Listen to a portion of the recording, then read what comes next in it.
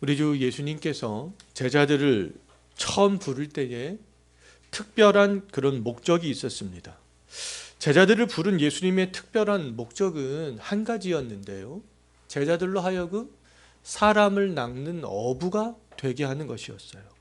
부름받은 제자들이 그러면 첫 번째로 해야 되는 일들은 뭐였냐 하면 사람에게 관심을 갖는 거였습니다. 근데 사람에게 관심을 갖되 나를 성공시켜 줄 사람이나 출세의 길을 열어줄 사람에게 관심을 갖는 것은 아니잖아요. 예수님께서 이 땅에 오신 목적처럼 죄인들에게 관심을 갖는 것이었습니다. 죽음의 길에 서 있는 그 사람들에게 관심을 갖는 것이었어요. 사람을 낚는 일, 전도하여서 죄인들을 하나님께로 인도하는 일은 부름받은 근데 즉시 잘할 수 있는 일들이 아니라고 말할 수 있습니다. 사람들을 교회로 데리고 오는 일들은 믿음이 없는 사람들도 불신자들도 누구든지 할 수 있는 일들이지만 예수님처럼 하나님의 나라를 전파하고 하나님이신 예수님에 대해서 말씀을 증거하는 그런 일들은요, 누구나 할 수 없는 일들이 되겠습니다. 사람을 낚는 어부로 부름받은 사람들이 해야 할 일들이 무엇인가는 우리가 골로새서 1장 28절 말씀을 보면 잘 알 수 있는데요. 그 말씀에 있는 것처럼 예수 그리스도를 전파하여, 누구를요? 예수 그리스도를 전파하여 각 사람을 권하는 겁니다. 예수님을 믿으라고. 그리고 모든 지혜로 각 사람을 가르쳐 그리스도 안에서 완전한 자로 세우는 것. 이것이 부름받은 사람을 낚는 어부들이 해야 되는 일들이다라고 말할 수 있는 것이죠. 그럼 전도하는 일은요, 죄인을 불러서 그리스도 안에서 완전한 자로 세우기 위해서 그리스도를 전파하고 권하고 가르치는 일들이 되겠어요. 그렇기 때문에 부름받은 즉시 이러한 일들을 할 수 있는 것이 아니라는 것이죠. 예수님께서는 제자들을 사람을 낚는 어부로 부르셨지만 즉시 사람 낚는 일들을 시키지 않으셨습니다. 전도하는 일은요, 부름받은 제자들이 근데 장차 궁극적으로 그들이 생명이 다하는 날까지 해야 하는 일임에는 틀림이 없었지만 제자들의 믿음은 골로새서 1장 28절의 말씀에 있는 것처럼 아직 그렇게 전도할 수 있는 그런 믿음의 상태가 아니었다는 거예요. 예수님께서는 제자들이 복음의 능력을 깨달을 때까지 기다리셨습니다. 예수님은 제자들을 부른 이후에 제자들의 믿음이 성장하기까지 약 3년이라는 시간을 예수님께서 기다렸어요. 그런데 기다리시되 그냥 무작정 기다리신 것이 아니죠. 부르신 제자들과 예수님께서는 약 3년 동안 함께 하셨어요. 그리고 특별히 부르신 제자들에게 더욱더 자세하게 세밀하게 말씀을 가르쳐 주셨습니다. 더 나아가 또 제자들이 전도할 수 있도록 미리 훈련도 시키는 그런 모습들을 볼 수가 있어요. 오늘 본문은요, 예수님께서 처음으로 제자들을 전도 현장으로 내보내며 훈련을 시키는 그런 내용들이 되겠습니다. 왜냐하면 장차 예수님의 십자가 부활을 경험한 이후에 제자들이 평생을 살면서 해야 할 일들이 사람을 낚는 일이잖아요. 그런데 그 일들을 본격적으로 하기 전에 예수님이 계실 때 예수님께서는 제자들을 전도 현장으로 보내며 먼저 훈련을 시키는 그런 내용이 오늘 본문 내용이 되겠습니다. 예수님께서는 전도하는 훈련을 한 것은 장차 제자들이 해야 할 사명이기 때문에 먼저 훈련을 시키시는 것을 볼 수 있어요. 전도하는 일을 비롯해서 교회를 세워가는 일은요, 초신자들이 할 수 있는 일들이 아닙니다. 전도가 정말 무엇인지, 골로새서 1장 28절에 있는 것처럼 전도가 무엇인지, 아니면 교회가 무엇인지, 교회를 정말 세워간다는 것은 무엇인지, 이것을 정말 알고 경험해 본 사람들만이 할 수 있는 일들이 되겠습니다. 오직 예수 그리스도와 십자가와 그런 부활의 사건을 믿는 사람들만이 할 수 있는 일이 되는 것이죠. 예수 그리스도의 십자가를 통해서 내가 정말 죄와 사망에서 건짐을 받게 된 것에 감사하면서 우리 주 예수 그리스도가 심판주로 다시 오실 때에 나는 정말 생명의 부활체가 될 것을 믿는 사람들이 전도할 수 있는 사람들이 되겠습니다. 이 믿음이 있는 사람들에게는 반드시 나타나는 어떠한 증거들이 있는데요. 그 증거가 뭐냐 하면 회개와 자기 부인과 그리스도를 닮아가고자 하는 그런 거룩한 삶의 특징들의 증거가 나타나게 된다는 것이죠. 회개는 죄를 버리고 하나님께로 마음을 돌이키는 거잖아요. 회개하고 하나님께로 마음을 돌이키게 되면 하나님 나라에 대해서 자연스럽게 관심을 갖는 마음이 생기게 돼요. 하나님의 영광을 사모하게 됩니다. 마음에서부터 하나님께로 내가 헌신하고자 하는 그런 삶들을 살게 되는 거잖아요. 또 자기를 부인하는 것은요, 세상적으로 손해가 있다 할지라도 예수 그리스도의 말씀에 먼저 순종하는 그런 삶들을 살고자 하는 것이 되겠습니다. 또 거룩한 삶은요, 세상을 본받지 않고 세상보다 그리스도 안에서 그리스도를 닮기 위해서 하나님의 통치에 기꺼이 순응하는 그런 삶들을 말하는 거잖아요. 이러한 세 가지 증거가 있는 사람들이, 십자가와 부활을 믿는 사람들이요, 예수의 마음으로 전도할 수 있는 사람들이요, 예수의 마음으로 흔들림이 없이 어떤 일이 있어도 그리스도의 몸된 교회를 세워갈 수 있는 사람들이라고 말할 수 있겠습니다. 이러한 변화가 있기 전까지는 그런데 어떻게 해야 되겠습니까? 기다려야 되는 거예요. 기다리되 아무것도 하지 않고 기다리는 것이 아니라 제자들처럼 말씀의 훈련을 받으면서 주께서 은혜를 주실 때까지 기다려야 되는 것이죠. 그리고 조금씩 실전 훈련을 받아야 될 필요가 있습니다. 오늘 본문에서 제자들은 십자가와 부활의 은혜를 아직 체험하지 못했지만 예수님께서는 장차 제자들이 감당해야 될 그런 전도의 훈련들을 미리 시키시는 것들을 볼 수가 있어요. 7절 한번 보시기 바라겠습니다. 예수님께서는 12제자를 부르시고 이제 전도의 훈련을 시키시는데 특징이 있습니다. 2명씩 짝을 지어 그렇게 보내셨다는 거잖아요. 2명씩 짝을 지어 보낸 것은 유대인의 전통과 밀접한 관련이 있습니다. 유대인의 전통에서는 어떤 사건에 있어서 사실이 증명이 되기 위해서는 반드시 2명 이상의 증인이 필요하잖아요.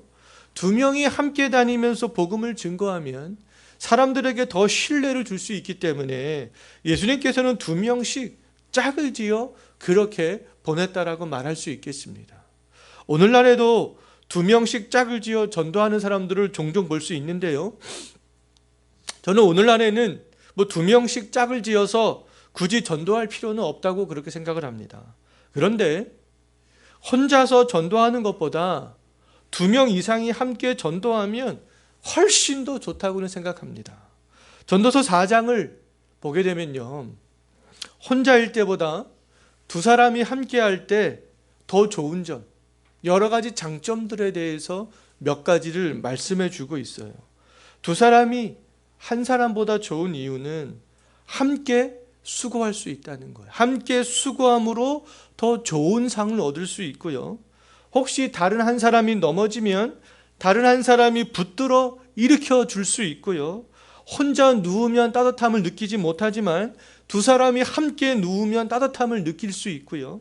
한 사람이면 패하지만 2사람이면 맞설 수 있다. 이렇게 전도서 4장에서 말씀하고 있습니다. 복음을 증거하는 일들은 굉장히 외롭고 고독하고 힘든 일이에요. 때문에 한 사람이 혼자서 그렇게 하는 것은 굉장히 어렵고 힘든 일이 되겠습니다.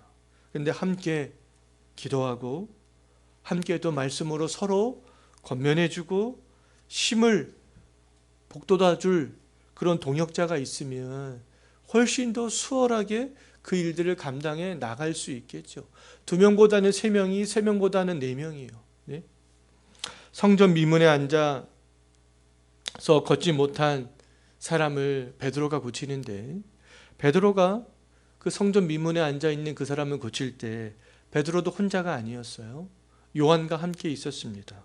또 베드로가 붙잡혀서 공회 앞에 섰을 때에도 혼자가 아니었어요. 요한과 함께 있었습니다. 안디옥 교회 교인들은 금식하며 기도하며 선교사를 파송할 때 혼자 파송하지 않았어요. 바울과 바나바 2명을 파송했습니다. 바울이 전도하러 다닐 때에도 언제나 실라와 누가나 디모데와 같은 그런 일행들과 함께 다니는 것들을 볼 수가 있습니다. 그래서 전도는요, 마음이 합한 사람들이 함께 모일수록 지치지 않고 서로에게 힘을 줄 수 있는 것이다 라고 말할 수 있겠습니다. 예수님께서는 또 둘씩 짝을 지어 전도 현장으로 보내면서 귀신을 쫓아내고 병자를 고치는 그런 권능도 주셨습니다.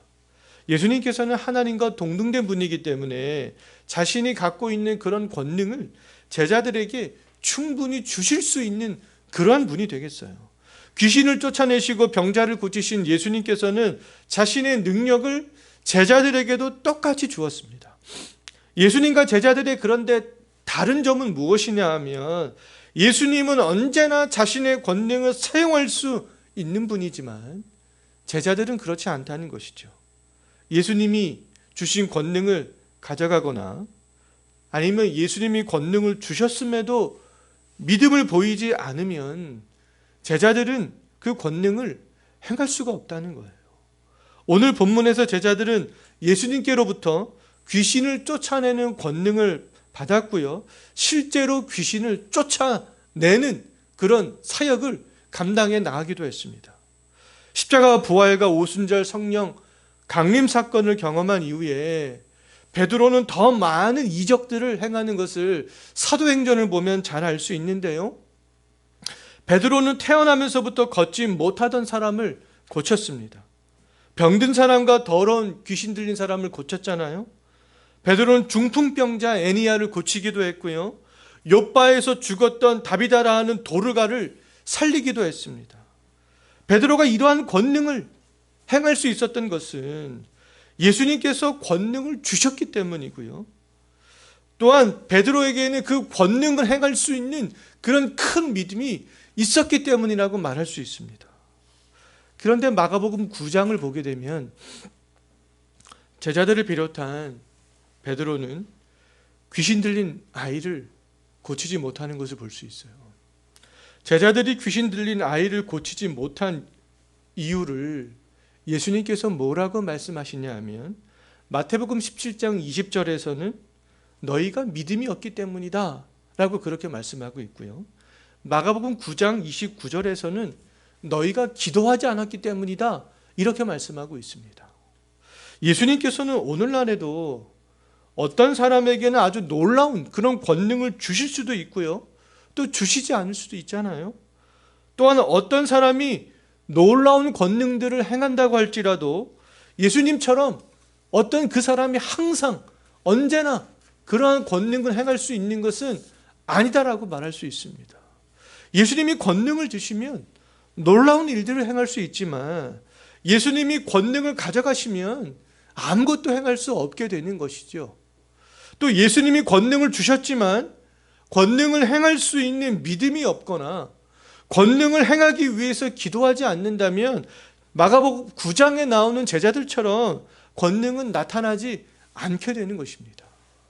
예수님은 특정한 사람들에게 권능을 주실 수 있는 분이에요. 그런데 우리들이 기억해야 할 것은 지난번에도 말씀을 드렸지만 대한민국은 복음이 보편화된 사회요. 하나님의 말씀이 성경을 자유롭게 볼 수 있는 그런 사회가 되겠습니다. 이러한 사회 속에서 살아가는 그리스도인들이 집중해야 할 것은 어떠한 특별한 권능이 아니라 보편적인 은혜의 방편이 되겠습니다. 오늘날 복음을 증거하기 위해서 우리에게 필요한 것은요, 어떠한 특별한 권능보다도 보편적인 은혜의 방편인 말씀이 되는 것이죠. 기도가 되는 것입니다. 또 성례가 되는 것이죠. 복음을 증거해야 우리들에게 필요한 것은 바로 가장 필요한 것은 말씀의 권능이 아니겠어요? 말씀의 권능을 믿고 나아가는 것이 아니겠습니까? 히브리서 4장 12절 말씀에서 하나님의 말씀은 살아있고 활력이 있어 좌우에 날선 어떤 검보다도 예리하여 혼과 영과 관절과 골수를 찔러 쪼개기까지 하며 또 우리 마음의 생각과 뜻을 판단할 수 있다. 우리는 이 말씀의 권능을 믿고 나아가는 것이죠. 또 모든 성경은 하나님의 감동으로 된 것으로 교훈과 책망과 바르게 함과 의로 교육하기에 유익하다. 무엇이요? 성경이요. 우리는 이러한 말씀을 믿고 이 말씀을 부여잡고 기도하면서 나아갈 때 우리를 통하여서 분명히 하나님의 놀라운 역사들이 일어나지 않겠어요? 참 우리는 그 말씀을 믿고 정말 나아갈 수 있어야 되겠습니다. 예수님께서는 전도할 때 이제 또 주의해야 될 점도 말씀을 하셨는데요. 전도할 때 주의해야 될 첫 번째는 8절과 9절에 있습니다. 전도자는 한 곳에 머무는 사람이 아니었어요. 전도자는 이곳저곳을 다니면서 전도하는 사람이었습니다. 예수님께서는 전도 여행을 다닐 때 8절과 9절을 보게 되면 두 가지만 가지고 다녀라 이렇게 말씀하시는 것들을 볼 수 있잖아요. 그 두 가지가 무엇과 무엇이에요? 지팡이와 신발이잖아요. 그런데 마태복음 10장 10절과 누가복음 9장 3절 말씀을 보게 되면 지팡이도 신발도 가지지 말라 이렇게 말씀하고 있습니다. 마가복음과 이렇게 차이가 있는데요. 근데 마가복음과 차이가 있는 것은 아마도 현재 가지고 있는 지팡이 하나, 내가 짚고 있는 지팡이 하나, 그리고 내가 지금 신고 있는 신발 하나, 그 신발 외에 어떤 여분의 지팡이나 여분의 신발을 가지지 말라라고 그렇게 말씀을 하신 것 같아요. 예수님께서는 전도 여행을 하는 제자들을 향해서 현재 내가 지니고 있는 것 말고 어떤 여분의 지팡이나 양식이나 배낭이나 돈이나 신발이나 옷을 준비하지 말아라 이렇게 말씀하셨어요. 이 모든 것들은 그런데 여행을 함에 있어서 꼭 필요한 것들입니다. 그럼에도 예수님께서 준비하지 말라고 하신 것은 이유가 있는 것 같아요. 그 이유가 무엇인가 곰곰이 생각을 해보면 전도자들이 생존과 생활에 필요한 것을 전도하면서 걱정하기보다는 예수님의 능력을 믿고 전도하는데 더 집중하기를 원했던 것 같습니다. 돈이 이제 10,000원밖에 안 남았는데 어떻게 하나? 내 신발이 이제 다 떨어졌는데 어떻게 하나? 옷이 다 헤어졌는데 어떻게 하나? 뭐 그런 걱정을 하기보다 오직 예수 그리스도의 능력을 믿고 전도하는데 집중하기를 원하셨던 것 같아요. 출애굽하여서 광야를 떠돌던 이스라엘 백성들이 광야에서 생존할 수 있는 방법은 그 40년 동안 생존할 수 있는 방법은 오직 하나님만 의존하는 것이었어요. 광야에서 생존에 필요한 것을 그들이 걱정했다면 절대로 애굽에서 광야를 향해 출발할 수 없었을 것입니다. 그런데 그들은 그것들을 걱정하지 않았잖아요. 전도자들도 마찬가지가 되겠습니다. 생존을 먼저 걱정한다면 전도자의 삶을 절대로 살 수가 없다는 것이죠. 전도자는 생존보다 자신을 파송한 예수님을 더욱 의지해야 하는 사람이 되겠습니다. 전도자는 예수님을 의지할 때만이 전도자의 온전한 삶을 살 수 있는 사람들이 되는 것이죠. 그렇기 때문에 전도자는 때때로 세상의 편리함들을 좀 뒤로 할 수 있어야 되는 것이죠. 전도자는 때때로 물질도 포기할 수 있어야 되는 거 아니겠어요? 전도자는 때때로 자발적인 고난에 직면해 보기도 해야 되는 것이죠. 전도자는 어떤 인생의 세상의 화려함보다 하나님의 뜻이 무엇인지를 먼저 더 깊이 생각을 해볼 수 있어야 되는 겁니다. 전도자는 때때로 무엇을 입을까, 무엇을 마실까, 먹을까 이러한 고민에서 자유로워질 수 있어야 되는 것이죠. 오직 하나님 나라에만 집중하기 위해서 그렇습니다. 오직 하나님만 의지하고 기도하면서 전도자의 사명들을 감당해 나가기 위해서 그렇다는 거예요. 전도자가 또 주의해야 될 두 번째가 있는데요. 10절 한번 보십시오. 오늘날과는 맞지 않는 전도 방법이지만 전도의 정신을 이 말씀을 통해서 배울 수 있습니다. 예수님께서는 어디서든지 누구의 집에 들어가든지 그곳을 떠나기까지 거기 유하라 라고 그렇게 말씀하고 있잖아요. 전도하다가 어느 한 집에 들어가면 그곳을 떠날 때까지 잠자리를 바꾸지 말라는 것이죠.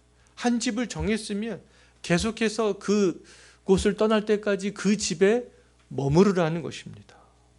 잠자리가 정해졌는데 이후에 더 좋은 잠자리, 더 좋은 음식을 제공하겠다는 사람이 충분히 나타날 수 있잖아요. 근데 그럴지라도 처음에 머물렀던 집에 계속해서 머무르라는 거예요. 전도자가 집중을 해야 될 것은 복음을 증거하는 것이지 어떠한 나의 삶의 환경이 더 윤택하게 하는 것, 주변 환경이 되어서는 안 된다는 것들을 이 말씀을 통해서 가르쳐주고 있는 것이죠. 전도자의 첫 번째 일은 복음을 증거하는 것에 집중하는 것입니다. 이전에 머물렀던 집과 비교하고 다른 곳에 가서도 누가 나에게 더 좋은 그런 물질을 제공할 수 있는지, 더 좋은 집을 제공할 수 있는지, 더 좋은 먹을 것을 제공할 수 있는지 먼저 관심을 가진다면 사역에 집중할 수 없게 되잖아요. 그럼 전도자가 집중해야 될 것은 어떠한 더 좋은 환경과 더 풍족한 물질이 아니라 복음 사역 자체가 되어져야 된다는 것들을 오늘 이 10절 말씀을 통해서 가르쳐주고 있는 것입니다. 또 전도자가 세 번째로 주의해야 될 점이 있는데요. 11절에 있어요. 정말 전도자는 사람들에게 환대받는 사람이 아니라는 것들을 기억해야 됩니다. 복음은 사람들이 환호하는, 좋아하는 그런 주제가 아니잖아요. 예수님이 하나님이라는 사실, 하나님이신 예수님이 우리의 죄를 용서하기 위해서 처녀의 몸에서 태어났다는 그 사실, 십자가에서 죽으신 예수님께서 부활하셨다는 사실은 사람들이 좋아할 만한, 호기심을 가질 만한 그런 주제가 아닙니다. 물질 문명이 발달한 사회일수록, 개인주의 문화가 발달한 그런 사회일수록, 개인의 성향을 더욱더 인정하고 중요하게 생각하는 사회일수록 더 그런 현상이 두드러지게 나타날 수 있어요. 예수님께서 사람들에게 배척을 받아 십자가에서 죽으셨듯이 전도자도 사람들에게 배척을 받을 수밖에 없는 그런 존재라는 것이죠. 세상이 전도자를 미워하는 것은 예수님을 미워하기 때문에 그렇습니다. 전도자는 세상에서 사랑받는 사람이 아니라는 것을 기억해야 돼요. 세상이 미워하는 사람들이라는 것이죠. 언제든지 그러면 박해와 반대에 직면할 수 있습니다. 세상의 반대에 직면할 때 전도자가 보여야 될 태도가 무엇인가? 11절 마지막 부분을 한번 보십시오. 예수님께서 뭐라고 말씀하셨어요? 발 아래 먼지를 떨어버려서 그들에게 증거를 삼으라. 이렇게 말씀하고 있잖아요. 발 아래 먼지를 터는 것은 이방인 지역에 방문한 유대인들이 다시 유대 땅으로 돌아올 때 했던 행동이 되겠습니다. 혹시라도 묻어 있을지 모르는 이방인들의 더러운 것들을 털어버리는 그런 행동이죠. 예수님은 유대인들의 이런 행동에 빗대어서 복음을 반대하는 사람들을 마음에 두지 말고 털어버리라는 거예요. 그들에게 증거를 삼으라는 것은, 복음을 받아들이지 않는 것은 복음을 거부한 사람들의 책임이지 복음 전도자의 책임이 아니라는 것입니다. 복음을 증거하는 사람들이 복음을 거부하는 것들을 보면서 죄책감을 가질 필요는 없는 것이죠. 내가 우리 부모님한테, 우리 이웃 사람들에게, 또 다른 누구에게 복음을 전했는데 그들이 복음을 거부했다. 그러면 복음을 거부한 사람의 책임이지 내가 내 책임이 아니라는 것입니다. 죄책감을 갖지 말라는 것이죠. 심판의 책임은 복음을 거부한 사람의 몫이라는 거예요. 자, 사람을 낚는 업으로 제자를 부르신 예수님은 이렇게 전도 훈련을 통해서 제자들이 장차 어떤 삶을 살아야 하는지를 미리 맛보아 알게 하셨습니다.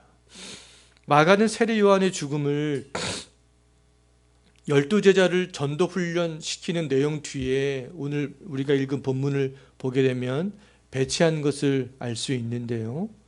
복음을 증거하는 12제자도 세례 요한과 같은 운명을 맞이하게 될 것이라는 사실을 미리 보여주는 그런 말씀이라고 할 수 있어요. 오늘 우리가 읽었던 처음 본문 6장 7절 한번 보십시오. 12 제자를 부르사 둘씩 전도 현장으로 보내는 내용이 6장 7절에서 그렇게 시작하고 있잖아요. 6장 30절 한번 보시기 바라겠습니다. 6장 30절은 어떤 말씀이 기록되어져 있어요? 전도 갔던 제자들이 예수께 다시 모여 자기들이 어떻게 전도를 했는지 행한 것과 가르친 것을 낱낱이 고하는 내용이잖아요. 그럼 6장 7절과 6장 30절 그 사이에 어떤 내용이 있어요? 세례 요한의 죽음에 대한 내용이 사이에 끼어 있는 것을 볼 수 있습니다. 그럼 마가는 이 복음 전도자의 삶을 살아갈 제자들의 운명이 세례 요한과 같다는 것을 강조하기 위해서 제자를 파송하는 그런 이야기 사이에 세례 요한의 이야기를 삽입한 것으로 그렇게 생각을 해볼 수가 있는 것이죠. 그래서 14절 한번 보십시오. 이에 예수의 이름이 드러난지라. 이제 세례 요한의 이야기가 시작이 되는데요. 이것은 둘씩 짝지어서 전도 훈련을 떠난 제자들의 복음 증거하는 소리를 헤롯 왕이 듣게 된 것이에요. 여기서 말하는 헤롯 왕은 예수님이 태어났을 때 예수님을 죽이고자 했던 그런 헤롯 대왕이 아닙니다. 예수님을 죽이고자 했던 헤롯 대왕의 아들 헤롯 안디바가 되겠습니다. 이 헤롯 안디바는요, 아버지 헤롯이 다스렸던 영토의 4분의 1을 다스렸던 분봉왕이 되겠습니다. 이 분봉왕 헤롯은 예수의 이름을 듣고 세례 요한이 죽은 자 가운데서 살아난 것으로 그렇게 생각을 했어요. 그런데 헤롯 주변 사람들은 다르게 생각했습니다. 15절 한번 보십시오. 헤롯의 주변에 있는 사람들은 예수의 이름을 듣고 엘리야라고 그렇게 생각하기도 했고요. 아니면 선지자라고 그렇게 생각을 하기도 했습니다. 근데 16절 한번 보십시오. 헤롯은 주변에 있는 사람들이 말하는 것을 듣지 않잖아요. 자기가 과거에 목을 베서 죽인 요한이 살아난 것으로 그렇게 계속 생각합니다. 헤롯은 분명히 자기가 목을 베서 세례 요한을 죽였는데 예수님의 제자들에 의해서 세례 요한처럼 담대하게 하나님의 나라를 증거하는 예수의 이름을 듣게 된 것이죠. 헤롯은 이 예수의 이름을 듣고 세례 요한이 살아난 것으로 그렇게 믿었던 거예요. 헤롯은 요한이 살아있을 때부터 요한을 굉장히 두려워했던 그런 사람이 되겠습니다. 20절 한번 보십시오. 헤롯은요, 요한이 살아있을 때부터 요한을 어떻게 생각했습니까? 의롭고 거룩한 사람으로 알고 두려워하여서 보호하였습니다. 또 요한의 말을 들을 때에도 크게 번민하면서도 갈등하면서도 근데 달갑게 생각하지는 않았어요. 헤롯은 세례 요한이 전하는 복음은 거부하면서도 세례 요한이 증거하는 그 말씀은 거부하지 않았던 것이죠. 믿지는 않았지만 경청해서 들었던 것입니다. 오히려 세례 요한이 증거하는 말씀을 즐겨 들었어요. 오늘날에도 예수님의 신성에 대한 이야기는 믿지 않으면서 예수님이 인간적으로 가난한 자들을 돌보고 병자를 고친 일에만 관심을 갖는 사람들이 있잖아요. 근데 이러한 사람들은 어떻게 보면 헤롯과 같은 사람들이라고 말할 수 있습니다. 세례 요한이 증거하는 예수님의 신성은 믿지 않으면서 세례 요한이 어떠한 전하는 그런 것들은 귀담아 들으려고 하는 사람들이 있습니다. 근데 우리가 관심을 가져야 할 이야기는 하나님이신 예수님이지 그냥 인간 예수가 아니라는 거예요. 하나님이신 예수님에 대해서 관심을 가지고 말씀을 듣고 믿는 사람들은 어떠한 이 복음의 자유함들을 경험하게 되지만 헤롯처럼 인간적인 예수의 이야기만 관심을 갖는 사람들은, 그래서 호기심을 갖는 사람들은 참 평안을 누릴 수 없게 되는 것이죠. 말씀을 듣는 것 같지만 결국에는 헤롯처럼 말씀을 거부할 수밖에 될 수 없습니다. 헤롯은 요한을 좋아하고 두려워했고 또 그 누구도 죽이지 못하도록 한때는 보호했지만 자기 동생인 빌립의 아내 헤로디아와 결혼을 하게 되는데요. 근데 그 결혼한 것을 요한이 지적합니다. 그는 잘못된 일입니다. 그래서 그 일로 말미암아 헤롯은 요한을 잡아 가두게 되죠. 그 헤롯과 결혼한 헤로디아는요, 요한을 원수로 여길 정도로 그렇게 요한에 대해서 격분했다, 원수로 여겼다. 19절 말씀을 보면 그렇게 말씀을 하고 있어요. 헤로디아는 요한을 죽이려고 호시탐탐 엿보고 있었지만 헤롯이 요한을 보호하고 돌보고 있었기 때문에 죽이지 못하고 있었습니다. 그런데 어느 날 헤롯은요, 생일에 많은 사람들을 초대하여서 잔치를 하게 돼요. 이때 헤로디아의 딸이 나와 춤을 추면서 모든 사람을 기쁘게 합니다. 이때 헤롯은 헤로디아의 딸에게 소원을 말하게 하잖아요. 헤로디아의 딸은 어머니 헤로디아에게 가서 상의를 합니다. 그때 헤로디아는 뭐라고 말합니까? 세례 요한의 머리를 달라. 이렇게 자기의 딸에게 요구를 하죠. 헤롯은 어쩔 수 없이 자기가 맹세한 것과 잔치자리에 앉아있던 많은 사람들의 눈치를 보면서 마음으로는 원치 않았지만 이 요한의 목 베는 것들을 허락하는 것을 볼 수 있어요. 장차 예수님을 증거해야 할 제자들도 예수님을 증거하면서 옳은 소리를 해야 될 그런 사람들이었잖아요. 사람들이 듣기 싫다 해도 옳은 소리를 해야 할 사람들이었어요. 옳은 소리, 사람들이 듣기 싫은 소리, 때로는 요한이 헤롯과 헤로디아에게 했던 것처럼 권력자들이 듣기 싫은 소리를 해야 할 때도 있습니다. 이 목숨의 위협 속에서도 사람들이 듣기 싫어하는 소리를 증거하고 이 사회가 올바르게 될 수 있도록 정의의 소리를 내는 것이 복음의 전도자가 해야 될 일들이다라고 말할 수 있습니다. 세례 요한은요, 이 정의로운 말 한마디 때문에 죽임을 당하게 된 것이죠. 우리는 오늘 본문을 통해서 장차 복음 전도자로 살아가야 할 제자들의 삶에 대해서 살펴봤습니다. 예수님은 복음 증거자로 살아가야 될 제자들을 미리 훈련시키셨죠.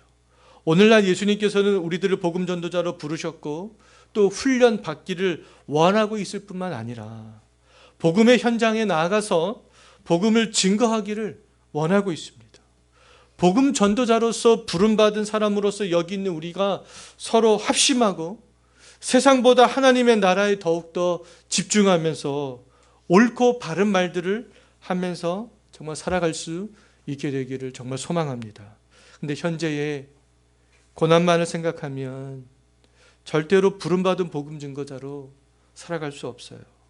장차 우리에게 나타날 영광이 현재의 고난과 비교할 수 없을 정도로 영광스럽다는 것을 확신하는 사람만이 정말 이 시대에 부름받은 복음 전도자로서 온전하게 살아가게 될 것을 믿습니다. 기도하겠습니다.